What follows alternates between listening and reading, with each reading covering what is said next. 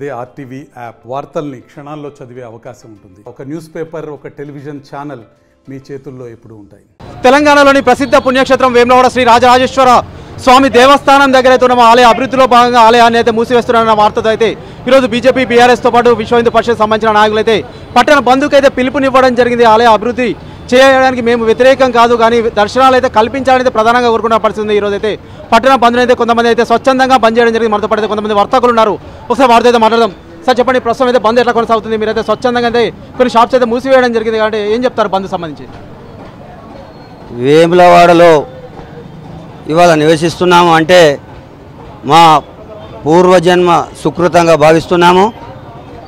రాజన్న అభివృద్ధిని చేస్తామంటే, దేవస్థానాన్ని కానీ వేములవాడ పట్టణాన్ని కానీ అభివృద్ధి చేస్తామంటే మేము అడ్డుపడే వాళ్ళు మూర్ఖులు. మేము ఖచ్చితంగా అభివృద్ధికి సహకరిస్తాము. కానీ ఇవాళ బంద్ చేయడానికి ముఖ్యమైన కారణం ఏంటి అంటే, జూన్ 15 నుంచి దేవస్థానాన్ని దర్శనాలు నిలిపివేస్తామనేది మాట్లాడుతున్నారు. దానిపై భక్తులందరూ చాలా ఆవేదన చెందుతున్నారు. ఇది ఎలా ఉంటుంది అంటే, మీరు ఏమంటున్నారు అంటే, గౌరవనీయులైన ఎమ్మెల్యే గారి మీద మాకు చాలా గౌరవం ఉన్నది.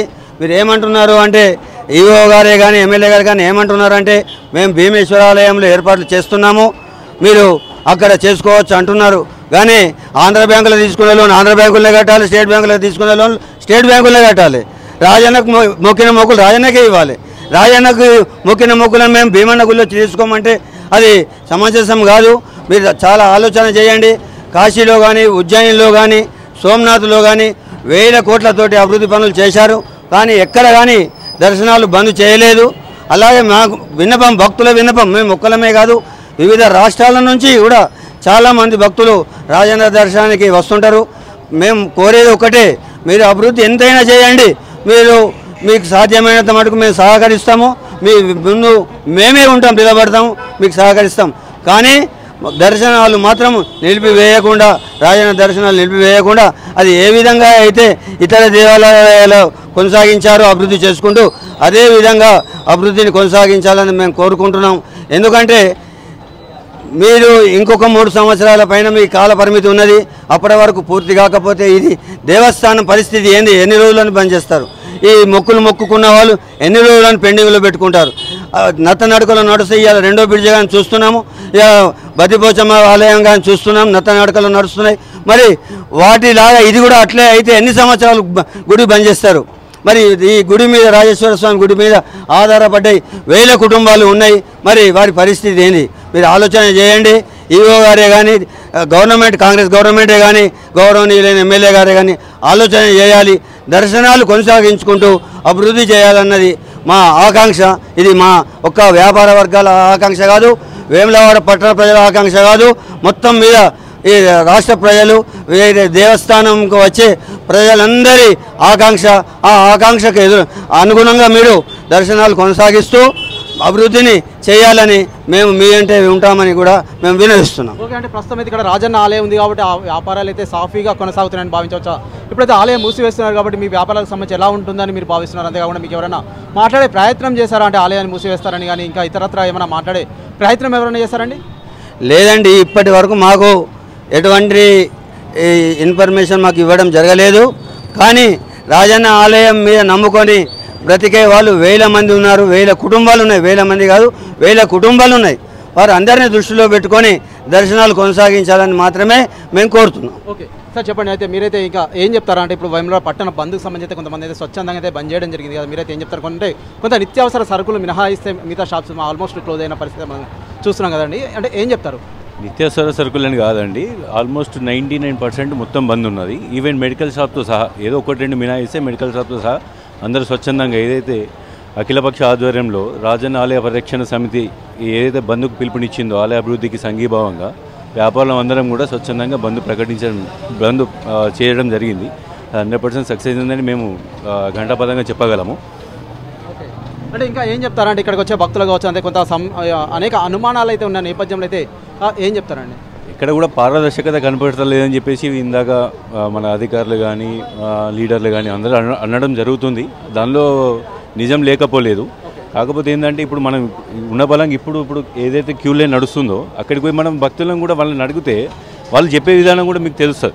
సో ఎలా ఉన్నది మనకు ఫెసిలిటీస్ అనేది చెప్పేసి ఇప్పుడు ఇందాక మనకు కొన్ని రోజుల కిందట మా రాజన్ ఆలయ పరిరక్షణ సమితి అధ్యక్షుడు ఎవరైతే శ్రీ ప్రతాప రామకృష్ణ గారు ఉన్నారో వారు కూడా విన్నపం చేయడం జరిగింది. ఫస్ట్ ముందుగాల వచ్చే యాత్రికులకు ఏది ఉన్నదో క్యూ లైన్ వసతి ఒక భవనం లాగా నిర్మాణం చేసి దానిలో ఫెసిలిటీస్ ఫ్యాన్స్ కానీ వాళ్ళకి ఏమైనా డ్రింక్స్ ఏర్పాటు చేసి టాయిలెట్స్ వసతులు కానీ ఫ్యాన్స్ కానీ ఒక సిట్టింగ్ కెపాసిటీ కానీ పెంచాలని చెప్పేసి ముందుగా ప్రధానంగా అది చర్చకు వచ్చిందనేది నేను సూచప్రాయంగా చెప్పగలను. ఓకే సార్ చెప్పండి, ఇంకా ఏం చెప్తారండి? ప్రస్తుతం అయితే ఆ పట్టణ బంద్కు సంబంధించి అయితే ఎలా కొనసాగుతుంది, మీరైతే ఏం చెప్తారండి?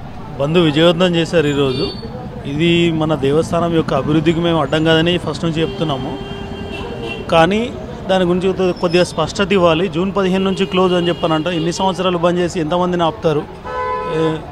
ఎంతమందికి రాయన్నను దూరం చేస్తారు? కొద్దిగా ఆలోచించుకోవాలి ప్రభుత్వం వాళ్ళు.